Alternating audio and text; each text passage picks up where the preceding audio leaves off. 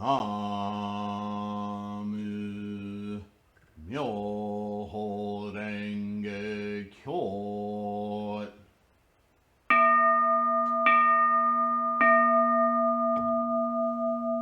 Namu Myoho Renge Kyo.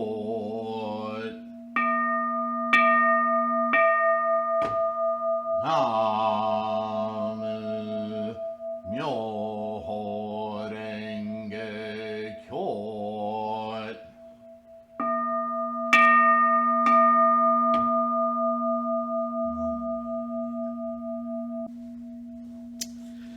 Hello, everyone. Namo Myoho Renge Kyo. I hope you're healthy and safe. And if you're not, let's study together and see if we can inspire some daimoku after this and get you solidly on your way to a firm foundation of your maximal potential, your fortune in life radiating from a life condition of Buddha, attracting fortune, safety, and health to you while repelling obstacles arising from all sorts of karma and potential that might inhibit you or stop you from practicing. I receive a question that I don't often get this question quite directly, but I think there's a lot of mysticism and confusion around Shakyamuni Buddha.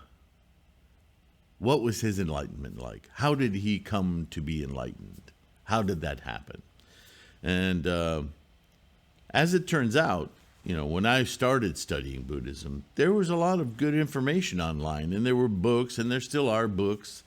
The one by Hess, Hess, comes to mind, but there are several that talk about the journey of Siddartha Gautama. And yes, that was his name. He was the son of a landowner warrior family. He was a prince, in other words, and his father and their family owned large portion of India. And it was kind of a walled compound where the family lived. And Siddhartha grew up in privilege. He was that class of people who anything he wanted was made available to him. He didn't struggle. But he was curious. And like any young man or young woman, we tend to venture outside of our security because it gets boring. And we want to see, what's the world like? And what he found, and this is folklore now. I mean, this story's been told so many times, so many different ways, some very narrow, some quite evolved, and who knows the actual fact. But the premise, the basic story is that Siddhartha wanders out of his privileged kingdom, and what he sees is the other caste, the caste system in its full display. People living in mud, on the street, no home, all laying down. Their only thought is where they might get their next morsel of food, waiting to die.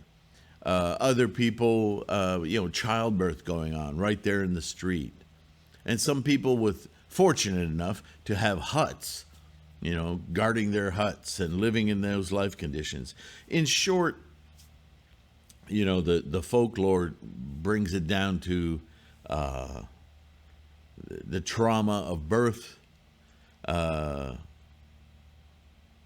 the trauma, if you will, of old age, getting weak and feeble, sickness from young to old, sickness causing great suffering, stuff he hadn't witnessed before.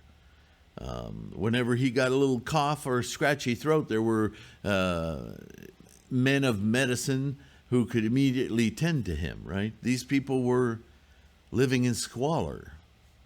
And that's another thing, living in squalor. Ugh. You have no bed, and obviously death. To this day, there are places you can go on the Asian continent and find piles of dead people. And no wonder cremation is such a big thing in India. It's made into a necessary ritual, and they turn it into a religious ceremony, but there's a very pragmatic reason for it, right? Otherwise, you'd have tens of thousands of dead people just lingering around, creating disease and so on and so forth. All right. So not a pretty picture, but one that persists to today. Certainly no different than the wars that are continuously going on, offering layers of deep of dead people. It's disgusting, this human behavior. But it's also a human condition. And it's very alarming. And this motivated Prince Siddartha Gautama to leave his father's side, leave his family's side, at strong objection, mind you. But at that time, not so much today, but at that time, even in Nichiren's time, thousands of years later, the idea of opting out of the family business and pursuing a career of religious practice was seen as a very honorable thing to do. It wasn't like running away from home and joining a band of a tribe of I'm trying to remember, in the 60s, little communes, of hippies and so on and so forth. No, going to a religious practice was considered a very honorable thing, albeit, the leaders of the family worried if they didn't have any other children, how they were going to subsist their family line. It was a thing of pride to say, my son went into a monastery, pursuing a life of enlightenment. That will bring us fortune in another way, right? So it was equitable. So he takes off at a very young age, and he's determined to study with all the best teachers, because he's used to having the best, and figure out how can all human beings, not just me, my privileged friends and I, not just the elite, the Brahman class, caste system, but, these poor women giving birth to children in the mud in the street, living amongst their own feces, not knowing when they might eat next. This is horrible.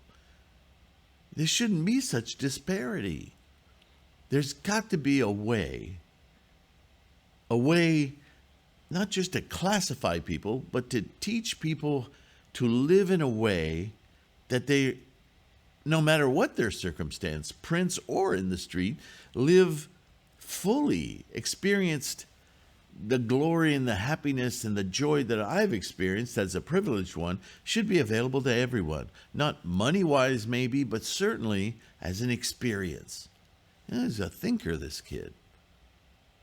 And he thought, through the spiritual path, there must be something I can unlock and discover that I could share and help these people not be so miserable, to live their lives more fully, without the impediments of the crying and the screaming and the pain of hunger and the decrepitude of aging, and maybe most of all, the intense fear of dying. Death is death, but the fear of death is completely consuming. It leads people to make imaginary, magical thoughts that make no sense other than to somehow pacify their fear, right? This is the domain of religion, death cults, right? So he starts to study, and as I said earlier, the elite, the educated, those who know how to maintain the corpus of language and communication, how to write, hold thoughts down on paper, create writing, read then, language, thoughts.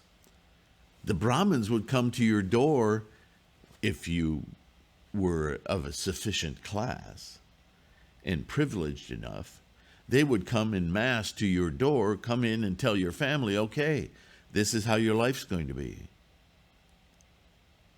They would dole out what they termed karma. This is your destiny, which, as we know because of Siddhartha's enlightenment as Shakyamuni Buddha, isn't the way we use the word karma at all. One of the very revolutionary ideas that Shakyamuni came up with and taught was a big thorn in the side to the Brahmin class and other higher classes. What are you talking about? We're in charge. The Brahmins tell us what it's going to be because they are beyond this human life. They can tell us what the gods want for us, right? So that was a big revolutionary idea. Anyway, I noticed recently, just doing a cursory check on the internet, that there's a lot of, oh my God, syrupy, sappy, sugary, whatever word you want to use, saccharine, little stories about, that Siddartha Gautama sat under a fig tree and, bing, became enlightened, and totally wipe out the history of his coming to that place. I'm amazed at how much information has been lost on an internet which is supposed to provide us with all information.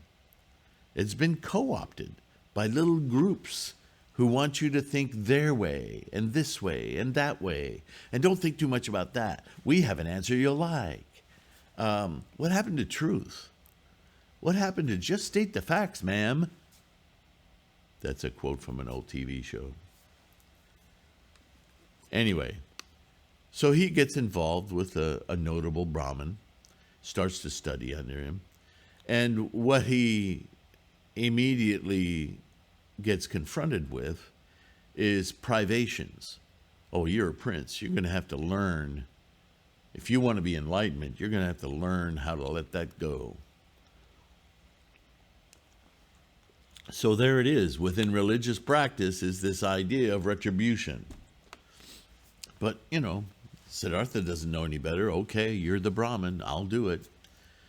And he ended up studying with many Brahmin of different ideas, different opinions about how to attain this supposed state of wisdom. And it was all asceticism. In fact, many things you'll read will say Shakyamuni or Siddhartha or Gautama Buddha, he was an ascetic. Well, he wasn't an ascetic because he chose to be an ascetic. He chose to pursue the greatest teachers in his day to find a path to this liberation from suffering, from pain, from right? All the things he'd witnessed that were so traumatic, that created so much stress and anxiety and fear in people. How do we live without fear? Well, if you want an answer to that, you have to, stop yourself eating for 7 days, and then you'll understand the true nature of feeding and food and how your body and mind work together and what's, how this all works. Develop your mind, understand how you can control your hunger. And so Shakyamuni, or before he was Shakyamuni, Siddhartha, well, if 7 days is good, after 7 days, he learned a lot, but it was so short of the mark. Yeah, I know how to control hunger, but that doesn't help me live without the stress or the pain of hunger, because I know I'll find food. But what if I don't know that? How does just not eating for 7 days enlighten me? Yeah, I know a little bit more about my body. I really appreciate that, but that is so short of the mark. That can't be it. So he starved himself till he almost killed himself. There are pictures, I don't know if you can still find them, of a Buddha so emaciated you could see his ribs clearly defined. You could put your fingers underneath his ribs. That's that period of his training, his path. But that isn't what gained him enlightenment. So he went on to another Brahmin. What do? Right? Well, try this ascetic practice. Don't communicate with another soul for a year. Okay, I can do that. I have the resolve to do that. A year goes by. This ain't it. So he went on like this for 6 or 7 years. He went on traveling throughout India looking for the highest masters he could find. Give me something to practice that will enlighten me. Enlighten me in the way I want to be enlightened. I want to find the enlightenment that frees me from, and all other people, from suffering. I imagine some Brahmins heard him talk and thought, pretty lofty goals, young man. Why don't you do this first, and then maybe talk to me, So, 6 or 7 years of this, coming near death more than once, taking not only these practices, but thinking, maybe I'm not doing it sufficiently, so doubling down, tripling down. He was an impressive force. He was started to be known for doing stuff like this, and he gained his own followers. And as he went on further and further, these followers were all, if anyone's going to get it, he's going to get it. Let's just stick close to him, because when he gets it, he can share it with us and tell us. And so these people would just follow him through his different privations, his different practices, right?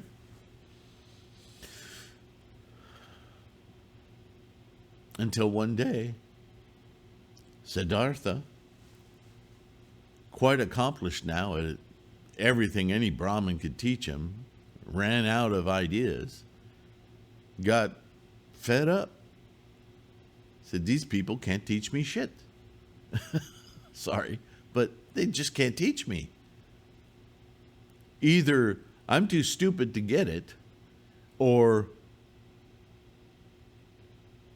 they're faking it. They're not doing it either. This isn't acceptable. I will find my own path. I will do it. I'm going to sit under this tree, and this is where the folklore comes from. I'm going to sit here under the protection of these leaves in this tree, and no matter what weather, what happens, I'm going to sit. I'm going to focus internally on my mind, which I've learned how to do, and I'm just going to sit here until it comes to me. And if I die first, then I die first. I am not leaving the base of this tree until I figure this out. And the people sitting there watching him, doing his meditation, focusing inward, they started to get tired, walk away. Hey, he's going to die before he gets there. I'm not going to die with him. I'm going to go back over here. You coming with me? Yeah, okay. Days go by. Weeks go by. By this time, there's only 5 remaining followers. And they're trying. They're staying with him. They're saying, what is this? What is this? What is he going to discover? And meanwhile, Siddartha Gautama is having visions, dreams. Some wild dreams come to him about elephant births and his mother's birth and his birth from his mother, and all sorts of things are going through his mind. You can imagine, can't you? And he's human. He's got a human mind.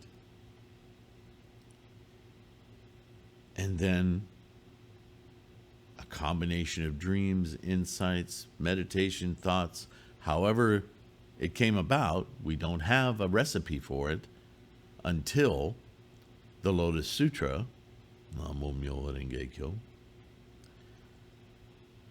But it becomes blindingly clear to him what enlightenment is, what it looks like, what it feels like, what is available to our human minds, and it changes him entirely. He's as amazed by it as he is reveling in it. And his 5 remaining followers are like, what is it? What is it? And he spouts out the Avatamsaka Sutra, his first sermon. And if you read the Avatamsaka, the flower garland, the Kigan, whatever language you want to label it, this first sermon is massive, and it's so filled with beatific language, and every aspect of human sensation is given a name, a bodhisattva name, a bodhisattva tongue tasting of the universe name, and the tongue is like alighted with all the flavors from ghee to blah blah blah blah, and it's like you read this sutra, you can imagine listening to it and just really trying to get, what are you talking about? You're just describing this amazing place of all these, every single human experience. You're dissecting into these glorious things. So what? It's wonderful to listen to. It's wonderful to imagine, but it's totally out of reach of our experience. What the hell are you talking about, Siddhartha? And so he goes on preaching this sermon for days. And about 2 to 3 weeks in, it depends on the story you read, he finally looks at the visage of the people that are trying to follow him, and they look like, dogs going, it just, in fact, they start leaving him. And he thinks, wait. Of course you don't understand. Of course you don't understand. I've been doing everything possible to my mind body for the last 7 years, 6 years, whatever. They'll say 7. I like that number better. And even then, I had to go about with my own extension to all of those ascetic practices to get this insight. Excuse me. I have to start over. I have to somehow inculcate in your minds, in your capacities, the evolution of thought, mind, that brought me to this experience. Then you'll get it. So he starts his earlier teachings about things like pay attention to your breath. Look at how your body's working.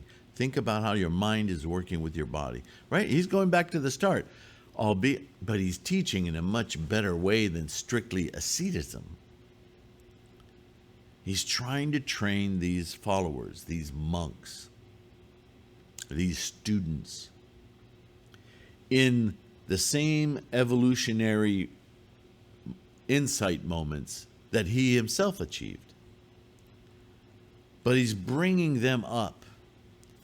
It's like a Nobel laureate scientist. It's like if Stephen Hawking, you must know who he is, or Einstein. Everybody knows Einstein, right? Take that mind, Einstein, starts teaching 10-year-olds about mathematics. How far do you think he's going to get before the 10-year-olds are just leaving class and going, he talks a lot, right? So he backed off of general relativity and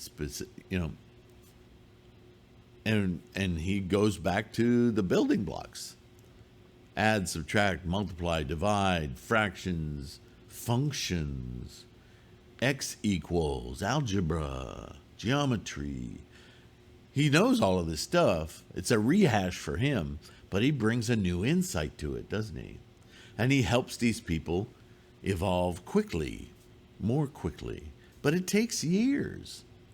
It takes years because the more he teaches it, the more he catches the ear of more people. And greater numbers of crowds follow him. And his mission, remember how he started, was for everyone. This has to be universal. This can't be just for us princes, us special people. If this truly is the truth, if this is truly how life works, then it works the same for all life. Hard stop, period. That's it. So I'm going to travel, and I'm going to tell more and more people in their own towns, observing who they are and what their faculties are and what their capacities to understand are. And I will teach the beginnings of understanding. First thing, understand karma is not something a Brahman tells you what it is. It doesn't come from the air. It doesn't come from the gods. It's you. Karma is you and everything you experience. What? That means you have the power to change it. How it works, what it does, what to use and what to eschew. What? That's a degree of freedom that's anti-national. It's not just anti what we've been taught all our lives, but you're going against every rule of government we've ever known telling us what to do. You're saying we control that. Who the hell are you? Yeah, he had rocks thrown at him. People tried to kill him. He's a revolutionary. He's upsetting the balance of everything. Yeah, it wasn't just sat under a tree and went, poof, I'm Buddha. Right? Screw that story. That's not real at all. He gained a tremendous insight into the nature of all phenomena. Life itself, down to the energy.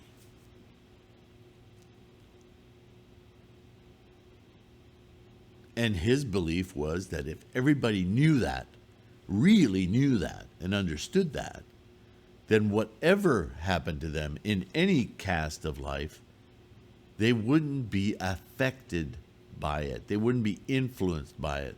Their lives would be different, sure, but people wouldn't be, their spirit wouldn't be crushed. That they could live their fullest potential, no matter what their circumstance, because the circumstances, they don't matter. They're just circumstances. Your mind, your enlightened mind is untainted by whatever situation you're in. Don't let the situation control your mind. Have your mind control the situation. Wow, they'd never heard that before, right? So, this is why so many teachings. Wherever he went, people were a little different. People had different histories. People were hooked into different teachers. So they had different ideas about the universe, gods, their lives, and how they could then take control of their lives. Whoa, that's big. And later in life, he realized he was getting older. But rather than be defeated by it, get decrepit and so forth, he knew it was time for him to finally unleash, this is how I got there. This is how to do it. This is how I did it. And the Lotus Sutra is the storytelling, the verse, the prose sections, the repetition, the sermon of how I, Shakyamuni, attained enlightenment. These are the realizations you need to understand and come to in order for you to do exactly as I did. So now he's no longer teaching to the people's capacity. He's saying this is the capacity for enlightenment. Namo Myoho Renge Kyo. And he basically rehashes this in the Mahaparinirvana Sutra, which we were just talking about. Again, teaching to the people's capacity because they're asking him questions and he's trying to resolve their doubt. And one after another, they convert to Lotus Sutra Buddhism, right?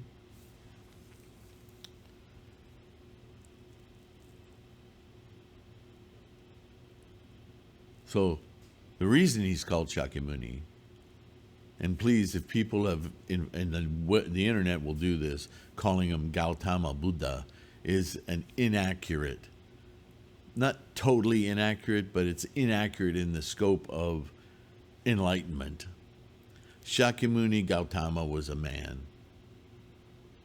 He started out as a privileged prince, threw himself into the religious life, became an ascetic, evolved beyond asceticism to finally attain his enlightenment. Once he was enlightened, he wasn't Siddartha Gautama anymore. Just like when we have people who go through dozens of years of schooling to achieve a doctorate, a physical doctorate degree, we no longer call them Bruce Worthington, we call him Dr. Worthington or Ms. or Dr. Instead of Joan we recognize their accomplishment with the appellation doctor, right? It's a term of respect. It's a term of recognizing that they aren't that student that was ignorant of these skills that they now have. So we rename them in accord with their development and their achievement. Same thing. Siddartha Gautama goes through years and years of study, attains what no other person has attained. So he's no longer Siddartha Gautama. He is the great sage from the Shakya clan. Shakyamuni, the great sage of the Shakya clan. Dr. Shakyamuni, right? And what did he achieve? Buddhahood. So he is Shakyamuni Buddha. A term that he really invents in the practice of enlightenment.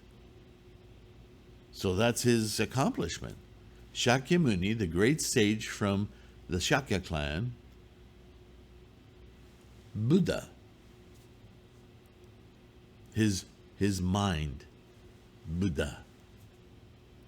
The great sage of the Shakya clan with the Buddha mind. So what is Buddhism about? The mind. More specifically, attitude and intent. What's your mind doing? Where's it going? You can direct it. That's the fundamental teaching of Buddha. That's what we're all doing. Myoho Renge Kyo. Doesn't mean you have to go without food for 7 days to figure it out. We don't need to do that now. We're much more evolved minds at this stage of our evolution as living beings. A lot of what he had to teach early on is just It's endemic in our species now. There are schools all over the world that give us these primary examples. We may not see them as we should, and that's why we have to study. Because studying, even cursorily reading these earlier sutras, oh, I get that. We get it right away. We don't need to spend 10 years studying it. But those insights are invaluable because they shore up our confidence so that when we do chant Namo Myoho Renge Kyo, we know what goes into all of that. We know what we're instantiating, our enlightenment. You want a reminder of what that looks like? Read the Avatamsaka Sutra. That's Shakyamuni just going, wow, look at all this. And everybody around him going, we don't see what you see, right? So he took care of that. That's his entire breadth of teachings, is getting people to experience that wonder, that amazement that is the life process. Okay? So, Sifu Sylvain's story of Buddha. And that's a distillation of me reading many, many, many things. Again, you know, as to historical accuracy, nobody was writing this down. We have many, many accounts from Shakyamuni himself, although he tends to be a little colorful. But then that color was needed considering the teacher, the students that he had. They were all admired in magical thinking, Hinduism and other things.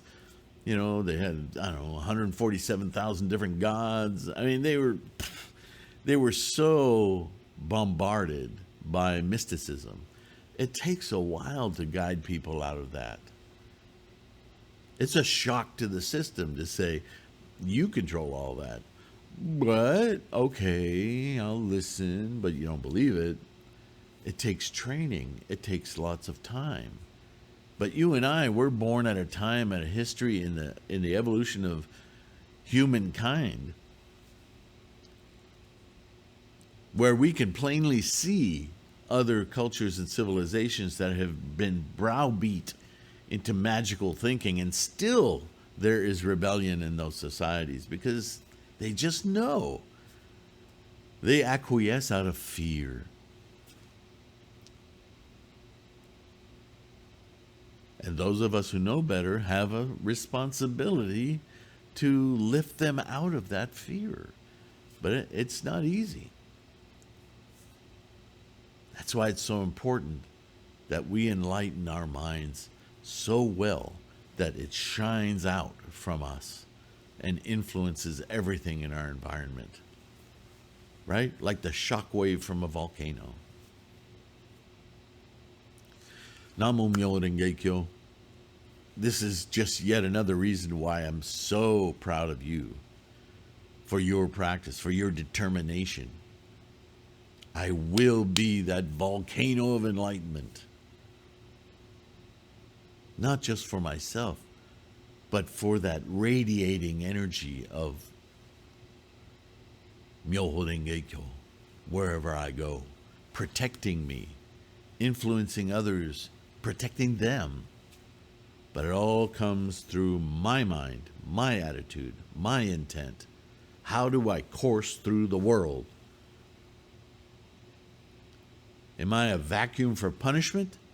Or am I a magnet of support and repelling negativity, repelling obstacles, getting rid of, with my mind, that which does not uphold my highest life state?